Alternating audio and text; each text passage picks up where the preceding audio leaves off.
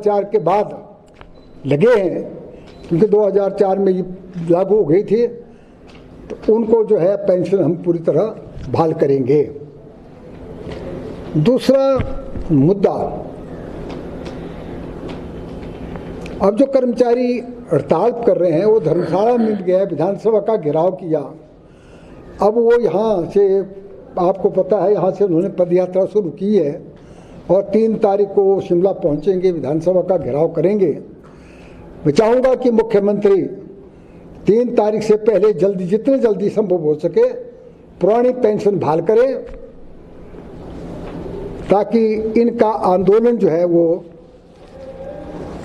बंद किया जा सके। दूसरा बड़ा बर्निंग इशू है जिसमें कई संघर्ष समितियां बनी हैं, कांगड़ा में बनी है, नूरपुर में बनी है, बिलासपुर में बनी है, मंडी में बनी है। पहले ब्रिगेडियर साहब जो है, ब्रिगेडियर कुशवाहा जी उसके चेयरमैन थे। जब वो चेयरमैन बन गए एक्स सर्विसमैन कॉरपोरेशन को, उन्होंने छोड़ दिया। तब तो जब हमारी सरकार थी तो बड़े जोर जोर से कहते थे कि 4 गुना मुआवजा दिया जाए। अभी हिमाचल में फैक्टर 1 लागू हुआ है और भारतीय जनता पार्टी, और मैं विशेष तौर पे रिकॉर्ड के कहना चाहता हूं, जब विधानसभा में प्रश्न उठा था तो मैंने जवाब दिया कि मैं क्या, हम हिमाचल प्रदेश में फैक्टर 1 लागू करेंगे। तो जयराम जी ने कहा था, रिकॉर्ड में है, मैं भूल गया कॉपी लाने, कि क्या है ये तो भारत सरकार पैसा देगी, आपके खजाने से क्या जाएगा। तो मैंने कहा जो हमने रेलवे लाइन भानुपुर बिलासपुर करनी है उसका एक्विजिशन का पैसा सारी हिमाचल सरकार देगी, एयरपोर्ट बनाएंगे उसका पैसा देना पड़ेगा। लेकिन मैं समझता हूँ जो किसानों के हितों की बात है, जब हमारी सरकार, इन्होंने एक कमेटी, कैबिनेट की सब कमेटी बना दी श्री गोविंद राम की अध्यक्षता में, वो सब कमेटी ने आज तक कोई मीटिंग नहीं की। जो संघर्ष समिति के लोग हैं उनको नहीं बुलाया और ना कोई रिपोर्ट दायर की, जबकि इनके 6 महीने अब बाकी रह गए हैं। तो जैसे ही कांग्रेस पार्टी की सरकार बनेगी, हिमाचल प्रदेश में फैक्टर 2 लागू करेंगे और ये चुनाव घोषणा पत्र में डालेंगे, ओल्ड पेंशन बहाल करेंगे, हिमाचल में फैक्टर 2 लागू करेंगे।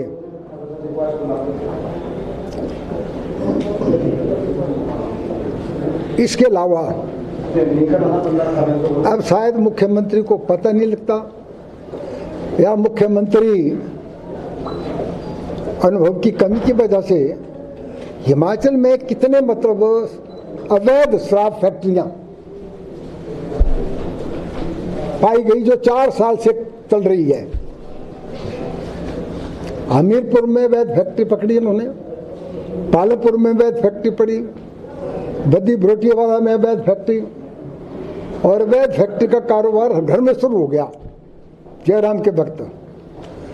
और ये पता तब चला जब सुंदरनगर में जहरीली शराब पीने से 7 लोग मारे गए।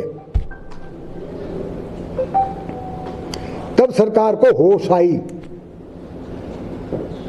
मैं सरकार पर आरोप लगाता हूं कि अवैध फैक्ट्रियां शराब की इनकी जेरे साया में चल रही थी। इन्हें एक कांग्रेसी को पकड़ा मीरपुर को, उसी को बता रहे हैं जो पूछा कि उसकी अवैध फैक्ट्री नहीं थी, उसके खिलाफ एक्शन लिया, डिफेंड नहीं करते हम। वो जो अवैध फैक्ट्री से जो माल उसके वहां रखा गया तो पेटी छोड़ जाते थे, जो फैक्ट्री शराब बनाते हैं। मीरपुर शहर में चल रही थी एक फैक्ट्री और डीसी के घर से मेरे ख्याल 150-200 मीटर पर थी। क्या इनको पता नहीं लगा? एक्साइज एंड टैक्सेशन डिपार्टमेंट क्या कर रहा था, पुलिस डिपार्टमेंट क्या काम कर रहा था? जब ये मामला ध्यान में आया तो हम सख्त कार्रवाई करेंगे। इस तरह से 19 जनवरी को 7 लोग मारे गए। तो अवैध शराब का धंधा हिमाचल प्रदेश में जोरों से चल रहा था 4 साल से, और जब ये 7 लोग मारे गए तब इनके होश आई।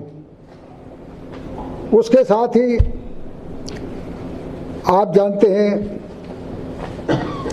22 फरवरी को ऊना में अवैध पटाखे बनाने की फैक्ट्री चल रही थी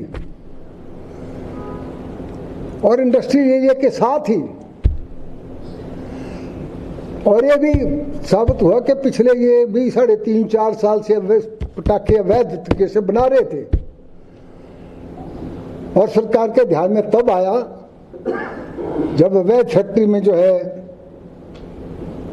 आग लगी, 6 महिलाएं जल करके मर गई, कई घायल हुए लोग, और सरकार तब जागी।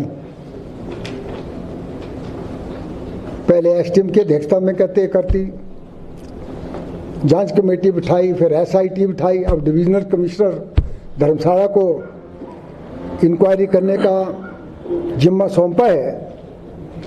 तो इस तरह से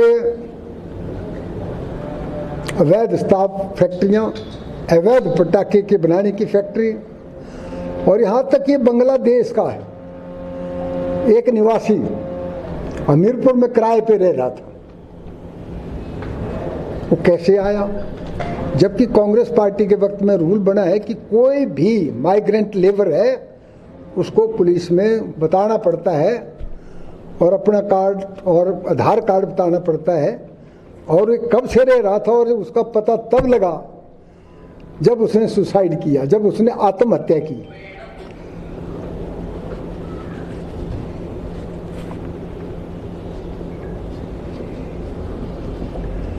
इस तरह साफ जाहिर होता है कि कानून व्यवस्था हिमाचल प्रदेश में पूरी तरह चरमरा गई है। आप जानते हैं 2 महिलाओं की लाश चादरों में लपेट करके वो फेंक दी। 2 महिलाओं की लाशें, और वो तो किसी ने देखी कि भाई ये तो लाशें पड़ी हैं, तब सरकार के ध्यान में आया। इस तरीके से ये सरकार सत्ता में आई गुड़िया कांड के नाम पर, गार्ड होशियार सिंह के कांड पे नाम पे सत्ता पे आई। उसका फिर उन्होंने जो है नंबर भी दे दिया, भाई इस नंबर पे करो, और क्या किया उन्होंने। तो इस तरीके से अवैध खनन भी जोरों पर है। ऊना में और कांगड़ा के बॉर्डर एरिया में अवैध खनन जो है जोरों पे हो रहा है। एनजीटी ने भी इसका संज्ञान लिया, नेशनल ग्रीन ट्रिब्यूनल ने इसका बड़ा संज्ञान लिया, कमेटी गठित की। कमेटी ने कहा कि अवैध खनन हो रहा है, नालागढ़ एरिया में अवैध खनन हो रहा है, पंजाब को वहां से जो है पत्थर और रेत जा रहा है।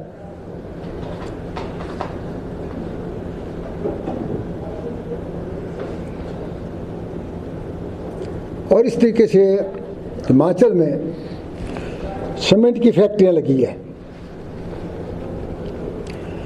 और आप जानते हैं कि सीमेंट की फैक्ट्रियां अपनी मर्जी से दाम बढ़ा रही है। हर दूसरे तीसरे महीने के बाद 10-15 रुपए बढ़ा देते थे। हमारे वक्त में 2 रुपए बढ़ाते थे, बड़े चीखते थे, चिल्लाते थे, शोर मचाते थे।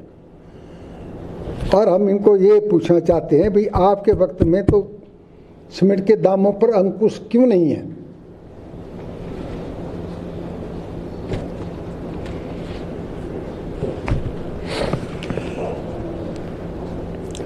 आज पहली बार हुआ, जैसे आप जानते हैं सरकार में, जयराम सरकार में पहली बार हुआ कि पुलिस ने भी मेस का खाना छोड़ करके चीफ मिनिस्टर के घर का बाहर घेराव किया। इकट्ठे हो गए, एक दिन नहीं कई दिन मेस का खाना नहीं खाया। पहली बार हुआ कि पीडब्ल्यूडी के ठेकेदार हड़ताल पे चले गए, जो आज तक कभी नहीं हुआ।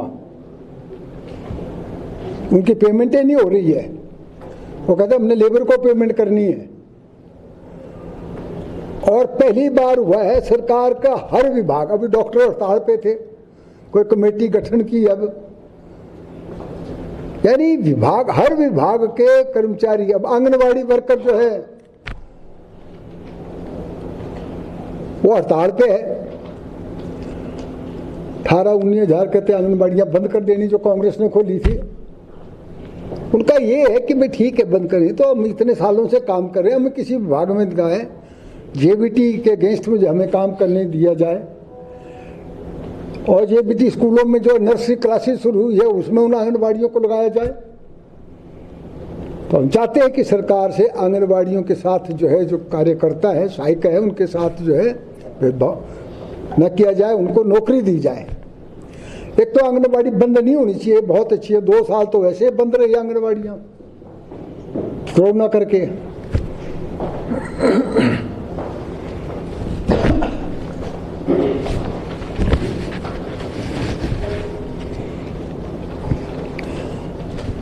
जयराम जी कह रहे थे गवर्नर के एड्रेस को कांग्रेस पार्टी ने बहिष्कार किया कि ये झूठ का पुलंदा है।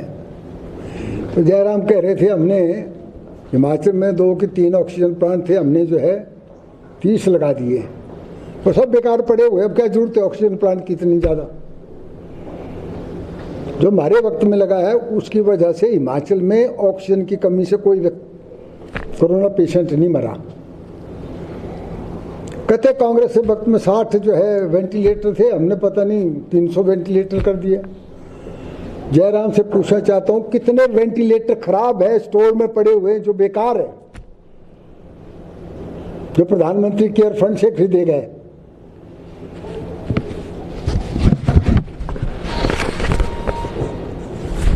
इसलिए मैं ये चाहता हूं कि जयराम जी की सेहत अच्छी रहे, हम उसकी कामना करते हैं, लेकिन बतौर मुख्यमंत्री पूरी तरह असफल रहे हैं।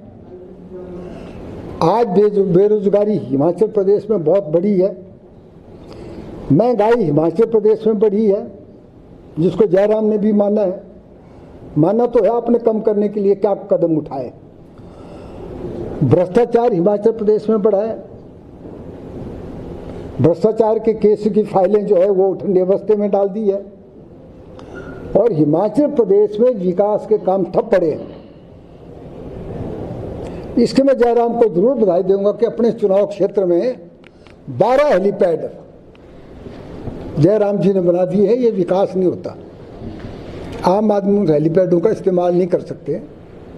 हाँ ठीक है, करोड़ों रुपए खर्च किया है, अपने घर के पास भी गांव में एक हेलीपैड बना दिया है, लेकिन मंडी जिले को 2 चुनाव क्षेत्रों को छोड़ करके पूरी तरह नजरअंदाज किया है। और भाजपा के विधायक भी 3-4 विधायकों ने हमें कहा कि तेजी बस पूछो ना, बुरे हाल है हमारे चुनाव क्षेत्र में, हमारी बात नहीं मानी जाती।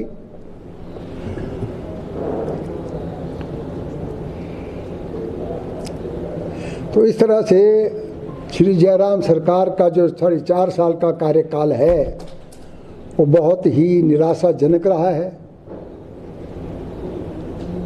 और लोगों को जो है मायूस किया है। धन्यवाद।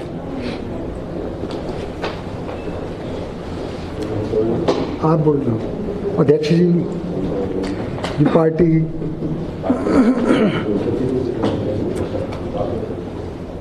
जहाँ पीछे एक बात उठी कि रानी साहब ने चंपा ठाकुर जी को कैंडिडेट बताया। रानी साहब एक सीनियर नेता है, 3 बार की एमपी रह चुकी है। उनकी क्या चॉइस है, अपनी चॉइस के मुताबिक वो किसी का भी नाम प्रपोज कर सकती है। जहाँ तक टिकट की बात रही, टिकट हाईकमान के हाथ में, जो हाईकमान फैसला करेगा वो फाइनल होगा। पर ऐसा कहा गया कि रानी साहबा कौन होती है। आज पूरा हिमाचल प्रदेश रानी प्रतिभा सिंह को जानता है। उनके पति आदरणीय स्वर्गीय आदरणीय राजा वीरभद्र सिंह जो 6 बार के मुख्यमंत्री हैं, उनकी धर्मपत्नी है, 3 बार एमपी रही और 3 बार एमपी रह चुकी है, 3 बार की एमपी है। उनको पूरा हक है। अब पिछले कुछ दिनों में हमारे क्षेत्र में कोई नेता आया, उन्होंने मेरे क्षेत्र में किसी का नाम प्रपोज कर दिया कि इसको प्रकाश चौधरी के अगेंस्ट टिकट मिलेगा। टिकट का फैसला कोई वो नेता नहीं करेगा, पर उसको हम कैसे रोके? जो उसने बोल दिया। पर टिकट तो हाईकमान देगा, चाहे वो प्रकाश चौधरी को दे या किसी और को दे, वो बाद की बात है। अभी इलेक्शन के लिए 7-8 महीने का टाइम है। परंतु हमें ये दुख बड़ा लगा कि एक सीनियर नेता, जो आज हिमाचल में उनका नाम है, आज देश में उनका नाम है, पार्लियामेंट में वो बैठे हैं, पहले भी 2 बार बैठे हैं, तीसरी बार अब बैठने जा रहे हैं, उनके खिलाफ ऐसी बातें हो तो अच्छी नहीं लगती। इतना मैं कहना चाहता था। एनी क्वेश्चन है कि जैसे आपने कहा कि टिकट तो हाईकमान देगी, लेकिन क्या आप ये महसूस नहीं करते कि अभी जब इलेक्शन में जो है 6-7 महीने का टाइम है और अभी से अगर आप किसी को टिकट देने की बात कर रहे हैं तो उससे पार्टी में क्या विरोधाभास नहीं पैदा होगा? नहीं, हमने नहीं की। एक विरोधाभास की बात जहाँ तक है, अब चाहे वो भारतीय जनता पार्टी है चाहे कांग्रेस पार्टी है, ठीक है ना, कोई ना कोई किसी के साथ जुड़ा रहता है। टिकट का आवंटन तो हाईकमान करेगा, जैसे मैंने पहले कहा। टिकट कोई पर्सनल व्यक्ति नहीं करेगा, चाहे उसमें मैं हूँगा, चाहे ठाकुर साहब होंगे, चाहे रानी साहब है, जब कोई दूसरा नेता है। परंतु पैरवी तो नेता अपने अपने जो है उनकी करते हैं, पर टिकट के बाद कोई विरोध नहीं कर पाता, क्योंकि करना भी नहीं चाहिए। जो इसका फैसला हाईकमान करेगा तो हाईकमान करेगा। बिल्कुल ठीक कहा। देखो ना, रानी साहब ने अभी इलेक्शन लड़ा है। जो एमपी इलेक्शन लड़ता है उनको पता है कि वो अपने क्षेत्रों में किस किस ने काम किया है। तो उन्होंने यही कहा कि भाई किसी व्यक्ति विशेष ने इन क्षेत्रों में काम किया है तो उनका हक है। वो रानी प्रतिभा सिंह को निश्चित तौर पे पूछेंगे हाईकमांड की, भाई बताओ आपके चुनाव क्षेत्र में किस किस लोगों ने काम किया है। इतनी बात उन्होंने कही है, बाकी उससे ज़्यादा कुछ नहीं कहा। तो आश्रय ने उसके बाद में बयानबाजी की है कि मैं जाके शिकायत करूंगा, इसको आप मंडी में तो इलेक्शन के दिन में बाहर रहा है। देखो, जहाँ तक आश्रय शर्मा की बात है, वो मंडी में नहीं थे। उन्होंने कहाँ से सुना कि रानी साहब ने किसी को प्रपोज किया, मान लो चंपा ठाकुर जी को। पहले भी चेतराम ठाकुर के बारे में बड़ी चर्चा आई, वहाँ के कुछ उनके साथी हैं, उन्होंने बड़ा विरोध किया। अब मान लो मैंने पहले कहा कि मेरे क्षेत्र में आकर कोई नेता प्रपोज करता है, मैंने तो नहीं विरोध किया। हम तो पार्टी को एक रखना चाहते हैं। चलो किसी नेता ने बोल दिया, ठीक है, उसकी चॉइस है, पर मैंने जैसा कहा फाइनल तो हाईकमान करेगा ना, कोई आश्रय शर्मा नहीं करेगा, ठीक है? नहीं सर, अनुशासनहीनता में आएगी, क्योंकि पिछली बार भी प्रतिभा सिंह का दौरा हुआ सदर का, तभी आश्रय शर्मा आपका एक जिम्मेदार पदाधिकारी है स्टेट का, वो उसमें शामिल नहीं हुए। इस बार भी वो 2-3 दिन यहाँ रहे, वो शामिल नहीं हुए। तो हर बार ही बाहर रहते हैं, वो मतलब जान के रहते हैं कि कुछ और स्पष्ट तौर पर अनुशासनहीनता का मामला बनता है, अखबारों में गए। इसकी हम पूरी जानकारी लेंगे, अगर ऐसा बनता होगा तो हम जरूर करेंगे। बाकी जहाँ तक ये बात है कि कोई नेता नहीं आया, आने ना आने का नेता के ऊपर है। अब आश्रय शर्मा अब यहाँ नहीं था, वो बाहर गए थे, चाहे वो दिल्ली में गए थे, दिल्ली से बाहर है, परंतु हिमाचल प्रदेश से बाहर थे। उन्होंने जो कहा, किस ढंग से कहा ये हमें नहीं मालूम, पर इतना होना नहीं चाहिए। मैंने बार अब मैं तीसरी बार बोल रहा हूँ, अब मेरे खिलाफ कोई बोले, हमने तो उनके खिलाफ नहीं बोला कि हम इतना जानते हैं कि फाइनल तो हाईकमान करेगा। जहाँ ब्लॉक की कांग्रेस कमेटी वो प्रपोज करेगी, जिला की कमेटी है उस पर मोहर लगाएगी, हिमाचल हाईकमान को जाएगा। हाईकमान किसकी फेवर में करेगा? अकेला नाम कहीं से जाता है, जैसे ठाकुर साहब इनका नाम अकेला जाएगा। अब हमारे भी पहले अकेले नाम गए, पर अब मेरे नाम के साथ अगर किसी का नाम जाता है तो जो हिमाचल प्रदेश की हाईकमान है वो किस पे मोहर लगाती है, उसको दिल्ली के हाईकमान के पास भेजती है। फाइनल तो वो करेंगे। चलो जी, ठीक है, धन्यवाद। भाजपा विधायक का दौरा हुआ सदर में, उसमें कांग्रेस के शामिल हुए, तो एक रिपोर्ट है जिलाध्यक्ष के पास। चलो, ये ऐसा तो नहीं होना चाहिए। ये तो जहाँ किसी ने इसकी शिकायत की तो उसके मुताबिक ऐसा होना नहीं चाहिए था कि भारतीय जनता पार्टी का जो विधायक है उसके साथ कांग्रेसियों ने स्वागत किया है, ऐसा तो नहीं होना चाहिए, पर है। उसकी बात भी हमने शिमला हाईकमान को भेज दिया है, वहाँ का जो डिसीजन आएगा उसके अनुसार काम करेंगे। चौधरी जी, पिछले 3 सालों से डीसीसी की कितनी मीटिंगें हुई और आगे कब होगी, ये आपके पदाधिकारी सोशल मीडिया में सवाल रेज कर रहे हैं। ऐसा है, डीसीसी की मीटिंगें हम बारंबार की है, आपने भी देखा कई मीटिंगों में आप आए, प्रेस वार्ता भी हुई है, उसके अनुसार हमने किया। अभी भी 6 तारीख को डीसीसी की मीटिंग होने जा रही है। पिछली 20 तारीख को हमने डेट दी थी, परंतु हमारी जो पीआरओ है, जो हिमाचल की पीआरओ हाईकमान की तरफ से लगी है, कांग्रेस हाईकमान की तरफ से, उन्होंने आना था यहाँ, तो पहले उनका 25-26 का बन रहा था, फिर बाद में उसका 6 तारीख को वो 6 तारीख को आ रही है। और हमारी डीसीसी की मीटिंग भी होगी और वो जो आजकल सदस्य अभियान चल रहा है उसके बारे में भी चर्चा होगी। आज हिमाचल प्रदेश में ये जोरों पे चल रहा है। Thank you very much. आप लोगों का कोशिश करें